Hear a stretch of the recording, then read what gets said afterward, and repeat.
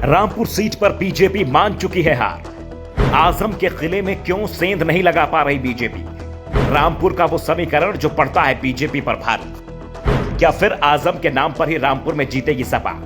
UP में उपचुनाव 3 सीटों पर हो रहे हैं। मैनपुरी लोकसभा के साथ खतौली और रामपुर विधानसभा सीट के लिए भी 5 दिसंबर को वोट डाले जाने हैं। लेकिन बीजेपी के निशाने पर सीट मैनपुरी की ही बनी हुई है। पार्टी की नजर वैसे तो रामपुर और खतौली पर भी है, लेकिन पार्टी यहां मुकाबला बराबरी का मानकर चल रही है। खतौली सीट किसी समय आरएलडी का गढ़ माना जाता था, लेकिन पिछले कुछ समय से यहां पर कमल खिल रहा है। आरएलडी ने यहां से बाहुबली मदन भैया को मैदान में उतारा है, लेकिन बीजेपी खतौली को अपने खाते में मानकर चल रही है।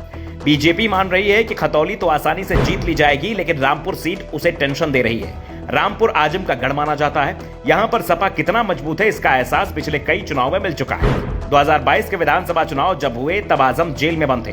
जेल में रहते हुए भी उन्होंने चुनाव लड़ा और रिकॉर्ड वोटों से जीतकर विधानसभा पहुंच गए। 55,000 से ज्यादा वोटों से आजम चुनाव जीते थे। अब उनकी सदस्यता रद्द होने के चलते यहां विधानसभा चुनाव हो रहा है और यह तय माना जा रहा है कि सपा यहां फिर से चुनाव जीत जाएगी। ये दावा ऐसे ही नहीं किया जा रहा है। इतिहास बता रहा है कि रामपुर सीट बीजेपी के लिए अब कभी भी आसान नहीं रही है। यहां से वो लोकसभा चुनाव जीतने में भले ही कामयाब रही है, लेकिन विधानसभा चुनाव वो कभी नहीं जीत पाई है। आजम खान या उनके परिवार से जब भी कोई सदस्य सपा के टिकट पर मैदान में उतरा, वो जीत कर ही निकला है। बीजेपी ने हर बार आजम को घेरने की रणनीति तो पूरी बनाई, लेकिन आजम के आगे वो कभी भी सफल नहीं हो पाई।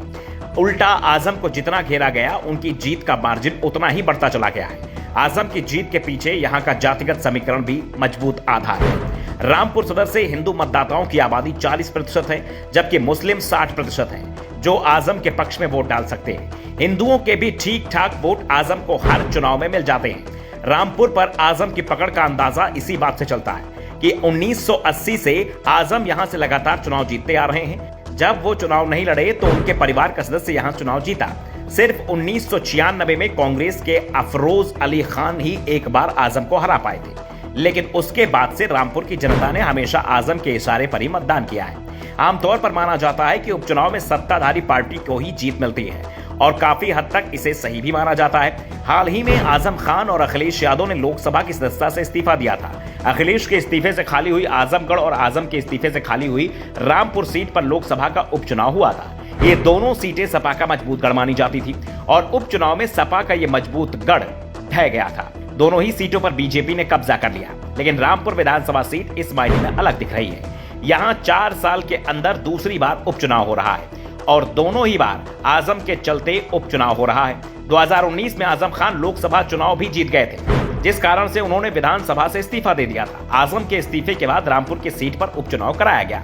सपा ने आजम की पत्नी तंजीन फातिमा को उम्मीदवार बनाया। बीजेपी ने इस सीट को छीनने में अपनी पूरी ताकत लगा दी, पूरी की पूरी सरकार उतार दी, लेकिन तंजीन को जीतने से नहीं रोक पाई। तंजीन बड़े अंतर से चुनाव जीतने में कामयाब हो गई। इसलिए इस बार जब फिर उपचुनाव हो रहा है तो बीजेपी की नजर रामपुर से ज्यादा मैनपुरी और खतौली सीट पर टिकी हुई है। खतौली को तो बीजेपी अपनी सीट मानकर चल रही है। मैनपुरी पर मुकाबला बेहद कड़ा माना जा रहा है और रामपुर सीट पर तो आजम को ही मजबूत माना जा रहा है। वो भले ही चुनाव नहीं लड़ रहे, लेकिन चुनाव में आजम ही सबसे बड़ा मुद्दा रहेंगे। आखिर चुनाव उनके इस्तीफे के चलते ही हो रहा है। Bureau report, the such India.